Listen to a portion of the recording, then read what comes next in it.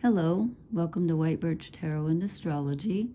This is a reading for the full moon in Leo that occurs on Wednesday, February 12th, depending on where you are. Here in the U.S., it happens about 8:54 a.m. tomorrow morning, Wednesday morning. That's New York time, Eastern time. And there's a lot happening in the sky. But before I start, I'm just going to very quickly read a couple of quotes because I found a couple that are really interesting. And this one I want to give credit to Astrology by Lauren, Lauren. She's really good. And she had this quote by Alan Dean Foster on her page, and it said, "Freedom is just chaos with better lighting." And that's important because we're dealing with not only Uranus tonight, but Aquarius, which is ruled by Uranus. And Uranus rules chaos and freedom, so there you go. And this other quote, of course, is from Nietzsche, and he was just full of them. He said, "One must have a chaos inside oneself to give birth to a dancing star." Ooh, I love that. I wonder what he was like. Anyway, okay, so left my red pencil upstairs, so I'm too lazy to go get it. Haha. So, and I printed this on paper that had already been used because I'm frugal, and now I see the writing behind it. So, anyway, so we have, here's the full moon. It is at 24 degrees of Leo, and it's opposite, of course, the sun. That's why we have a full moon. The sun and Mercury are together. Are they exactly together? No, they're 2 degrees apart at 24 and 26 degrees of Aquarius, respectively, where Pluto's also in Aquarius. Okay, so we have that. They are both, so they're opposite each other, of course, because it's a full moon. Brings, illumination to something. And they are both squaring Uranus, which rules Aquarius, where Sun and Mercury are. So they've kind of got an edge right here over the moon. I'll show you why in a minute. They're both squaring Uranus. Uranus brings in unexpected, sudden change of some sort. And Uranus is in Taurus. Uranus, again, rules Aquarius, an air sign. But Uranus is in Taurus, an earth sign. So the changes could be a little more physical than normal, although since we've got the sun together with the planet of our thinking, and in an air sign, I'm thinking it could be a mental clarification or download, just like a sudden realization. Uranus is always something sudden or something that you just did not expect. It's unexpected. And so being in a square means that that the sun and the moon and Mercury, they almost are, they're forced to deal with this. Whatever it is that comes up, whether it's an idea or an actual event, they're forced to deal with it. When you're in a square, it's like walking across the living room and bumping into a coffee table. It's like everywhere you turn. When you're born with a square in your birth chart, it's like the planets are shackled to each other. Same with the conjunction. Same with the trine. But the problem with the square is they're at odds with each other. It's uncomfortable energy. He's trying to go this way, she's trying to go that way, and they're like, this isn't working, but we have to work together. But the moon is really, I think, is the odd one out in this whole picture tonight. And I'm going to talk about some more too. But because the moon is in Leo, a fire sign.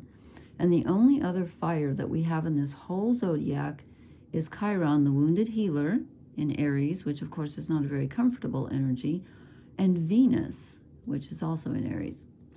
So the two feminine objects, and of course Liz Green, the astrologer, said that she thinks Neptune and Pluto should be feminine, and I agree. And then Mercury's a hermaphrodite, so he's both. But and there's Black Moon Lilith. She's sort of a minor figure. But really the two major feminine energies are both in fire, and nobody else is except the wounded healer. Nobody. So that's that's why I feel like the moon is kind of the lone wolf in this reading. And I think, Leo rules the heart. It rules your creativity, your inner child. It rules self-expression.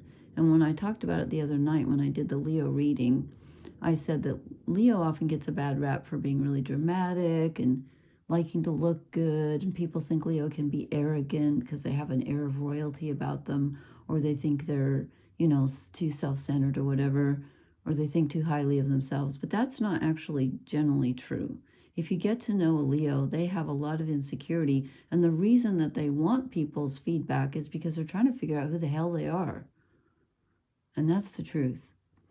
So they're trying to see themselves reflected in other people's eyes because they want to know the essence of who they are. They want to get to the heart of the matter. That's why it rules the heart. And so right now, that's kind of being challenged by this Aquarius energy. And Aquarius is an interesting sign, ruled by Uranus again, because Aquarius and Uranus both rule the collective. Okay, so everybody, how do you fit in? It also rules eccentricity and how you're different and embracing your weirdness. Do you remember that song, what's it called? Almost Cut My Hair by Crosby, Stills, Nash & Young. And in there, David Crosby sings, I'm letting my freak flag fly. That's Uranus. It's like, yeah, be different, but don't forget, you're also responsible to the collective. So it's a very contradictory energy in a way, because it's both. It manages to be both at the same time. And also, as I was sitting down, this other song popped in my head. It's one of those songs that I kind of liked it and hated it at the same time. It came out in the late 80s. It's called Total Eclipse of the Heart by Bonnie Tyler. It kind of goes through my head, and I don't really like it, but I kind of do. And what does she say? She says something like, I need you more, falling in love. I can't think of it. It's kind of a contradictory song, but you might check it out. I don't know if you want to or not. Almost Cut My Hair is a better song. Anyway, so we have this push-pull here between our creative desires with Leo, you know, the heart. Our heart, what does our heart want? What do you want in your heart of hearts? We have to balance that with taking into consideration what the collective needs. And of course, right now in this country, there's a lot of chaos, and Uranus rules chaos. There's a lot of chaos between, you know, what do certain people want and what's good for humanity, which is not being taken into consideration right now here. And then we also have this interesting aspect between Mars and Cancer. He's still retrograde, so he's at a disadvantage, and he's also at a disadvantage in, let me move my bird here. Don't say that very often. In Cancer, which didn't print out, which is why I wrote it in black. Mars is retrograde in Cancer. Mars isn't comfortable in Cancer. Cancer is ruled by the moon, and Mars rules Aries. Mars is fire. Cancer's water. So he's and he's retrograde, so he's kind of feeling a little weak and a little like, oh my God, I'm drowning in emotion. I don't feel comfortable. I don't really like emotion. I want to charge forward and, you know, do what I want to do and follow my desires. And I'm stuck here in the sign of home and family and other people's emotions and nurturing. He's not real super comfortable there. But he's in a really good aspect to Saturn, who rules Capricorn. But Saturn's in Pisces. Saturn does not like to be in Pisces. So they're both in water signs. Neither one is comfortable because Saturn is earth, Mars is fire. So, but Saturn is trying to ground, not ground, kind of ground Mars in a way. But I think Saturn's offering some support to Mars, saying, you know, I know you feel kind of like swamped by your emotions and you don't like it right now. But don't forget that your emotions are connected to everyone's emotions. You're part of a larger group to which you are responsible, but also they're responsible for you. You're not alone. That's what I'm trying to say. You're not alone. Everyone's hurting. So there's a little bit of a connection here where Mars is finally getting some feedback, like, oh my God, am I in this alone? No, you're not. You're not. You're swimming in the ocean backwards, but, well, not really the ocean. Well, yeah, you know what? The moon rules the tides. I'm going to say Cancer is definitely related to the ocean, but Neptune is the great cosmic sea ruled by Neptune. I just said Neptune. Pisces is the great cosmic sea ruled by Neptune.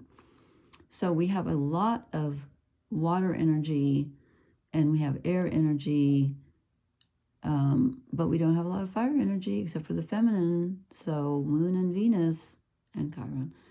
So anyway, I think this is a very important full moon, and I think you could discover something. You could have a sudden realization about something that changes the way you feel about something, or maybe it corroborates what you're feeling in your heart. But with Uranus involved, there's always a sudden, something that's unexpected. That's the only way I can put it. Something changes. You know, in the tarot, Uranus rules the Tower. And I really thought we'd get the Tower tonight, but we didn't. In fact, we didn't really get... I drew... Okay, I started out, I was just going to lay out the cards, and I drew 3 cards, and then I thought, no, I want to draw a cross. I want some structure. So then I drew a cross, and then I ended up with 3 shadow cards, and then I drew an animal spirit card, and then I drew another... I just kept going, and I think I'm going to draw a fairy card. But so anyway, I think I drew too many cards because I just felt when there's a full moon, I kind of feel it overwhelmed too. And also this full moon is conjunct my Pluto almost, which is like, it's only 2 degrees away, and it's kind of throwing me for a loop. So here, I'm going to call these overall energy cards. I drew these first, and then, oops, birds, and, excuse me. Pardon me. Ouch. Pardon me, bird. My friend Sharon gave me that. It's lovely. Okay. So I drew the Knight of Wands. Okay. This is Leo energy, fire energy, wanting to just go for it, you know? Hey, there's a lion. Leo rules a lion. Leo rules royalty, the heart, creativity, self-expression, drama, romance. I forgot about that. Romance, of course, rules the 5th house.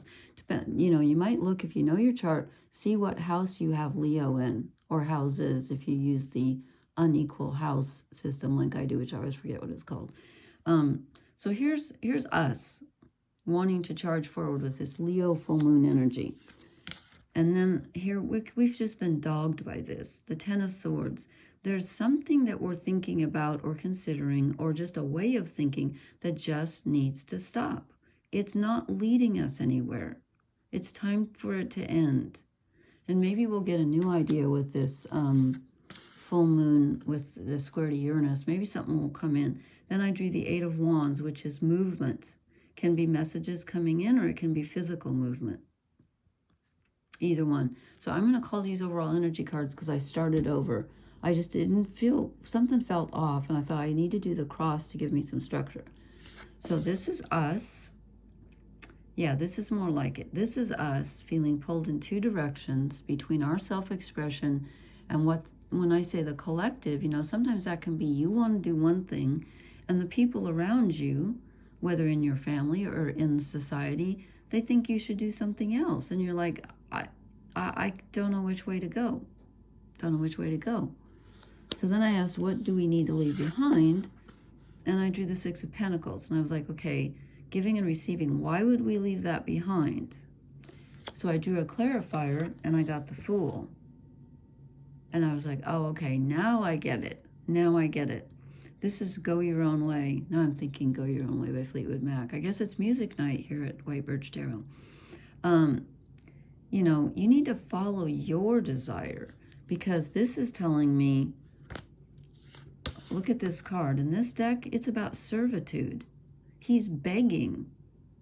He's an authority figure. He's a king or something, and he's a peasant. He's begging. And so it's telling us, no, you don't need to beg to express yourself or be creative, or, you know, Leo rules generosity, so I'm not surprised to get the 6 of Pentacles. But in this deck, it's not an equal situation. So it's like, yeah, be generous and expect others to be generous to you, but in a free, you know what I mean? If there are strings attached, no, you're not beholden. You don't have to beg anybody for anything. You can go your own way, and you should. Follow your desire with this full moon in Leo. It's not dependent on what other people want. And also, I'm reading this book. I've mentioned it before. It's called Living Originally by Robert Brumet, B-R-U-M-E-T. And he says in there, if you do what is truly yours to do in this lifetime, you will be serving the collective because we're all one. And I was like, that's brilliant. I believe that. I think that's true. Then I said, what do we need to move toward? And these cards both fell out together, but one was in the middle of the deck and one was on the top. They weren't even together, but they both came out together. Is that weird? The Emperor and the Empress. So he's Zeus. So he's Jupiter. So he's more, I'd say, you know, he's holding the thunderbolt, which is the symbol of Uranus. And he's also holding the earth. So he's about manifesting. He's about bringing your mental ideas, the thunderbolts that we're going to get from this Uranus square, manifesting them, okay?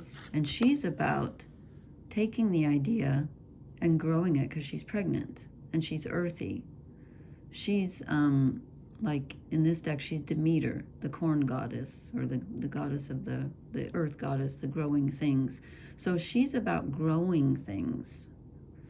So to me, this is saying, A, step into your royal authority, which is your heart and your creativity, since it's Leo. You're the authority. You're the only person on earth who knows what's in your heart. And so this full moon, I think, is going to show us something that might be a little unexpected about our desires and what we want and what we don't want. It might be something where you feel guilty, where you think, oh, I shouldn't want that. That's selfish. No, if it's truly a true heart desire, it's not selfish. It's asking you to be in your authority, be in your royalty, okay? Then I asked, what's our challenge? Yeah, struggling with others. So is this us against the collective? I don't know. Is this us in our own minds saying, do I deserve to have what my heart desires? Leo's also a lot about self-worth. Actually, Taurus is more about that. But Leo is about self-esteem and self-confidence. It is. So this is our challenge, to overcome the voices in our heads that are, you know, pulling us in 2 directions or 6 directions or whatever, and to find out what we really desire. And then I said, what's blessing us? And I get the Ace of Swords, clarity, choosing something, clarity. So we have, as an overall energy card, we have the 10 of Swords, which is this line of thinking, trying to please everybody. You know, he's like, do I please the Harpies or do I please, I think she's Athena. You know, he's like, I give up. I quit. Bing. We pick something. Just, you know, pick something dear to your heart. I think we're going to gain some clarity. And Uranus is all about having that unexpected download. Again, in Aquarius, it's a very mental energy. Aquarius is very intellectual. Okay, then I drew some shadow cards. Page of Pentacles. What are we not seeing? Or where's our weak area? Page of Pentacles. We're not taking the first step. We're not seeing that this is in our hands, and all we have to do is take one small step, one small step for man, one giant leap for mankind. You need to take one small step toward your desires. And you're not, for some reason. You think you can't, or you think you shouldn't. And I also got the 8 of Swords, where we're just like, this is why we get the 10 of Swords, I think, and the Ace of Swords as a blessing, because we just don't know what to think. We're like, I don't know which one to choose. I don't know which way to go. I can't think about this anymore. It's driving me crazy. But you need to choose something, it looks like. Something that's not beholden to people that are, you know, making you feel shackled. And then I drew this as a shadow card too. And this tells me 2 things. One is you could feel like you don't have enough. But you do, I think. But you could feel like you don't have enough. You feel like you don't have a community. And also, look at him. He looks like an authority figure. And they're kind of like kneeling to him or presenting him with gifts or something. And I'm like, is this us against authority again? I don't know. but there's a feeling of lack when you don't have the Ten of Pentacles, a feeling of being disconnected from the group and not part of a community. But that's Uranus energy, that's Aquarius energy, going it on your own. Okay, then I drew an animal spirit card. See the big picture. Yes, with Aquarius and Uranus, we probably will. But again, with Leo, full moon in Leo, this is about your heart. This is about your heart. So I'm not sure I like that one. And honestly, to be honest with you, 2 fell out and I put it back, but I'm going to put it here now. I don't think it goes, but just to be transparent, it did come out, hummingbird spirit, be here now. And I was like, no, that doesn't make sense. Okay, but maybe it does. Uranus is in Taurus. Taurus is an earth sign ruled by Venus, feminine energy. And then I drew an oracle card, and I get yin, which is interesting because I told you the full moon feels like an outcast right now because we only have the moon and Venus and Chiron in fire signs. Everybody else is in earth, air, or water. So I think it's very important. The moon is feminine. It's very important for us to tune into our emotions during a full moon, always. And especially when it's in Leo, because that rules the heart. Okay, I am going to draw one fairy card just to mess things up even more because well, this one just fell right out. I have a feeling it's going to be feminine. Oh, God. Maybe I should have shuffled a little better. We get the Prince of Shadows? Really? Okay. I'm going to have to read that from the book because, I mean, I know who he is, but I don't see how he fits in tonight. Let me reshuffle here. I did not shuffle. That just flew right out. It's been one of those nights when the cards fall and then sometimes they feel right. No? Okay. We're not going to get... I thought we'd get an earthy card. Never mind. Prick up your ears. Some information's coming in and you need to pay attention to it. Look how their eyes are bulging. You're like, what? You're like, huh? Okay, I'm missing something here. Can I do this without knocking down on my books like I did the other night? I want to see the keywords for the Prince of Shadows because I'm missing something there. Danger, addiction, irresistible urge. I don't see that. If this prince appears in a reading, ask yourself what it might refer to in your life. It may not be a physical person at all. It may be your state of mind at the moment. Oh, okay. There has been so much about letting go of a certain way of thinking. State of mind. Okay. Okay. That kind of makes sense. This is about thinking because we got the 2 of Swords, the Ace of Swords, and the 10 of Swords. So there is something we need to change our minds about. It could also be an irresistible urge for something that we know may harm us. If this is someone in your life at the moment, then take a long look at your relationship. Is it heading into dark places that will harm you? Is it already there? I don't know, but that doesn't seem to fit with this reading tonight. Maybe I shouldn't have drawn fairy cards. Maybe it's telling me, Lori, you've drawn too many cards. What are you trying to do? I don't know what I wanted tonight. It's probably my issue. You know what I wanted? I wanted clarification.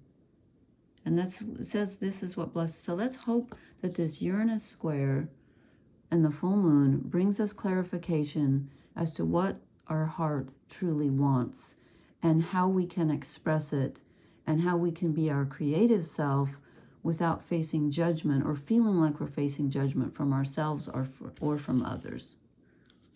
Okay, and again, we've gotten so many signs, and I'm sorry I haven't finished all the signs yet. There's been so much about giving and receiving and it not being equal. So just be careful of that. Okay, I hope that made sense. Truly I do. Please leave me a comment and let me know how you're doing on this full moon. And please hit the like, share, and subscribe buttons. I appreciate that. And I will talk to you later. Blessings, everyone. Good night.